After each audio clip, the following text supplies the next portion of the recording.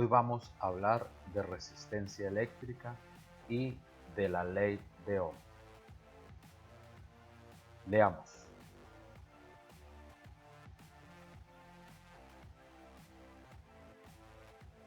Basados en la fórmula Ohm anterior, aquí podemos observar un alambre de cobre por el cual están circulando una serie de electrones. Hay una carga que está moviéndose por todo este alambre y ese flujo constante o ese movimiento constante de electrones pues me representa la corriente eléctrica. Estos electrones están pasando por un alambre algo grueso, donde el área de la sección transversal es mayor en comparación con este otro alambre donde el área de la sección transversal es menor. Imagínate que abrimos el portón del colegio, de la entrada al edificio del colegio, y salen todos los estudiantes por ese portón. La mayoría va a salir con gran facilidad, pero en el momento en que cerremos una de las puertas del portón, los estudiantes al pasar por esa puerta, pues hemos disminuido el área de la sección transversal y ellos van a pasar con cierta dificultad. Está ofreciendo resistencia al paso de los electrones. En otras palabras, esa resistencia depende del área de la sección transversal. Analiza la fórmula de la diapositiva anterior. Pero no es lo mismo que una serie de estudiantes tengan que salir desde el edificio hasta el portón a la entrada del colegio. Después de esta pandemia, nosotros no vamos a tener la suficiente resistencia para correr un largo trayecto.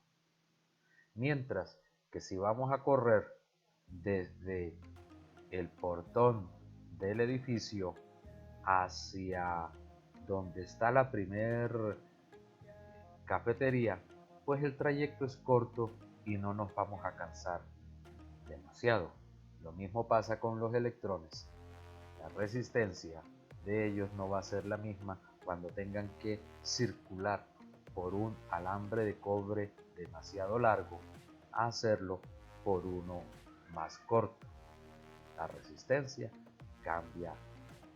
Esta expresión aparece en la guía que se te entregó y aquí podemos ver la relación entre resistencia, resistividad, la longitud del alambre y el área de la sección transversal. La resistividad es la resistencia eléctrica específica de un determinado material. Se simboliza con la letra griega ρ minúscula y sus unidades de medida se dan en ohms por metros. Mediante esta animación podemos observar cómo están relacionadas estas variables. Si consideramos un alambre de un material específico, pues esta resistividad es propia de este material. Por lo tanto, esta resistividad pues va a permanecer constante para un determinado material. Te invito a analizar esta expresión matemática y me digas mentalmente si las magnitudes son directas o inversamente proporcionales. La pregunta es, ¿cómo son la resistencia y la longitud del alambre? ¿Cómo son la resistencia y el área de la sección transversal de ese alambre? Si esa resistividad es característica de cada material, entonces vamos a dejar la resistividad constante y miremos qué pasa con la resistencia cuando variamos una de estas magnitudes. Entonces observemos qué pasa con la resistencia y dejar el área también constante.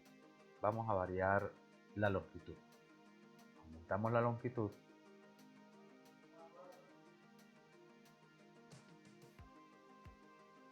Disminuimos la longitud.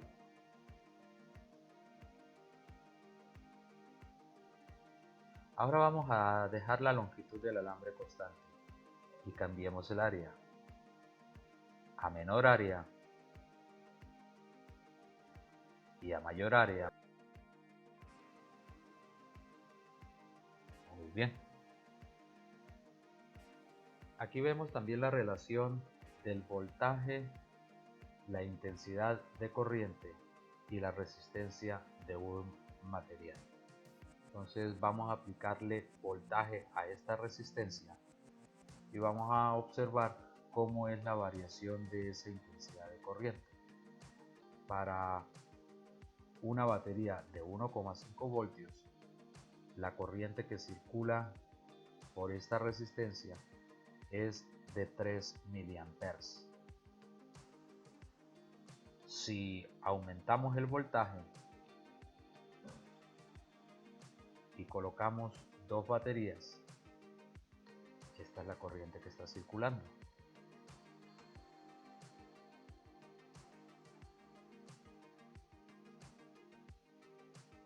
$4,5 volts, 9 miliamperes.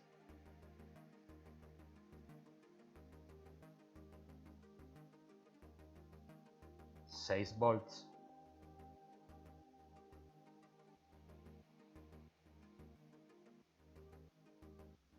7,5 volts. Al graficar el voltaje y la intensidad de corriente, te va a dar una línea recta. El voltaje y la intensidad son magnitudes directamente proporcionales. Por lo tanto, al graficar estas dos magnitudes, se obtiene una línea recta que va a pasar por el origen de coordenadas.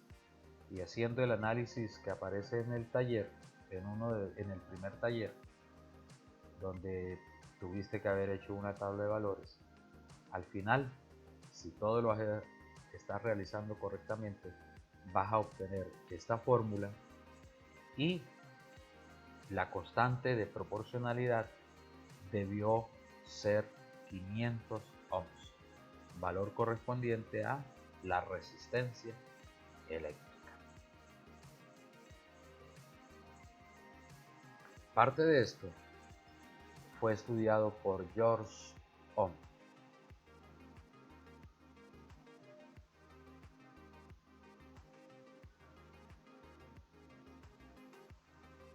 Intensidad de corriente es igual al voltaje que se aplica sobre la resistencia eléctrica.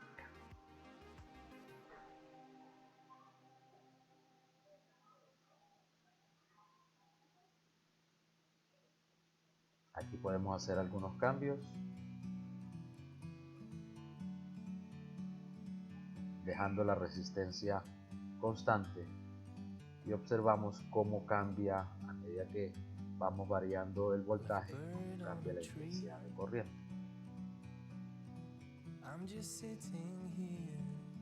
O podemos dejar el voltaje constante e ir cambiando las resistencias.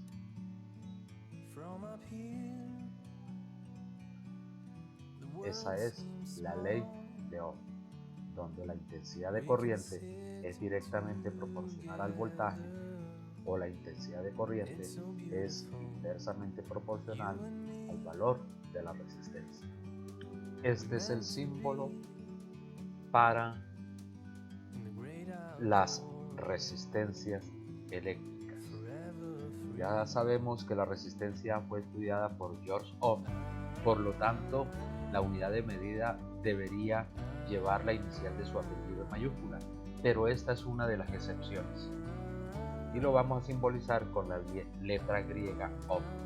Recuerda que las unidades de medida que vienen de nombres de científicos se simbolizan con la inicial del apellido en mayúscula. Ya hemos visto en la clase pasada, vimos los amperes, vimos los volts, vimos los coulombs, vimos los joules, y hoy estamos viendo ohms.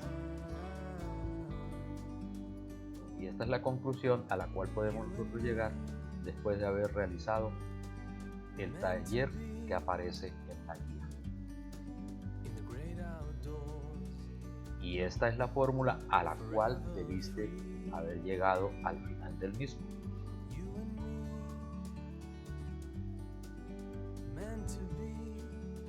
¿Por qué reciben el nombre de materiales lineales? Porque al hacer la gráfica de intensidad y voltaje se obtiene una línea recta. ¿Y por qué se denominan materiales óhmicos? Porque obedecen a esta ley establecida por George Ohm. Esta es la gráfica para un circuito eléctrico sencillo. Si recuerdas, en la clase anterior vimos las resistencias se simbolizaban con un círculo con una X dentro. Ese es el símbolo para una resistencia correspondiente a un bombillo, pero esta es más general. De aquí en adelante vamos a trabajar con este símbolo para las resistencias eléctricas. Y aquí nos encontramos con el símbolo para la diferencia de potencial, el FEM o el voltaje. Observa que la polaridad positiva es más larga esta línea y en la polaridad negativa es más corta esta línea. Y por convención, la intensidad de corriente gira en este sentido, saliendo desde la polaridad positiva hasta la negativa. Por convención establecimos eso en la clase pasada. Epsilon, el FEM, diferencia potencial o voltaje, y la intensidad de corriente, y con esto estamos simbolizando cómo es que circula esa corriente. Esta es la gráfica, la situación planteada para circuitos eléctricos sencillos. Y aquí se coloca la resistencia. ¿Cuáles resistencias? Ejemplos de resistencia podemos encontrar los bombillos. Cada vez que tu mamá va a planchar, ella con su plancha pues la pone a calentar, y lo que se está calentando allí es la resistencia eléctrica. También cuando vamos a bañarnos y tenemos una ducha eléctrica, esta ducha me ofrece un agua caliente porque dentro hay una resistencia eléctrica que es la que se calienta. Lo mismo lo encontramos nosotros en algunas estufas eléctricas. Y si estamos hablando de electrónica, pues también los aparatos electrónicos pues tienen resistencias electrónicas. Entonces, en términos generales, esta es la gráfica para un circuito eléctrico sencillo. Este es el FEM, que es el mismo voltaje. Leamos un poco la vida de George Ohm.